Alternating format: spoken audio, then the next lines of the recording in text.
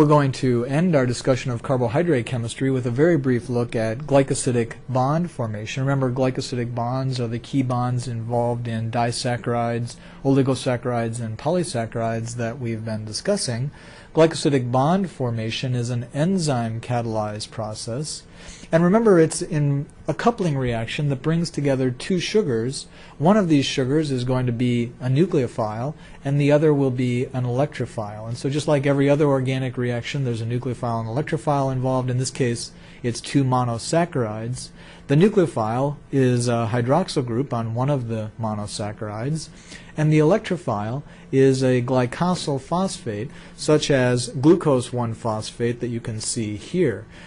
Why phosphate? Because it's a good leaving group, so that anomeric hydroxyl group has been transformed into a phosphate ester. In a few webcasts, we're going to actually be discussing more of the phosphate chemistry, the bioorganic phosphorus chemistry.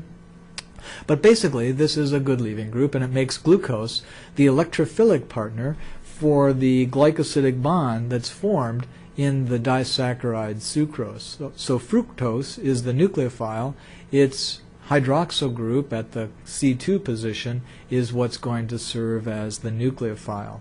Now, a key part of the mechanism is, again, that there's a retention of stereochemistry, and so notice we start with the alpha glucose 1-phosphate, and we end up forming the alpha configuration at glucose, and so there's a retention of configuration, and the way that we might anticipate that that would come about is by a double inversion. We first invert, then we invert again, and we're back to the configuration that we started with. And in fact, that's how these enzymes operate.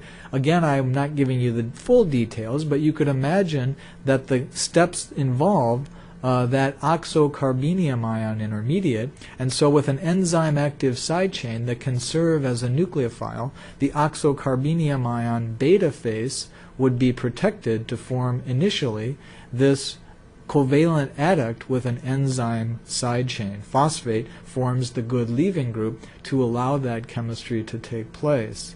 Fructose, probably by a general base, is then activated and another oxocarbenium ion formed, its beta face being blocked by this covalent linkage, but when it does form, the alpha side would be accessible to the nucleophile fructose, which come in and attack to form that alpha linkage.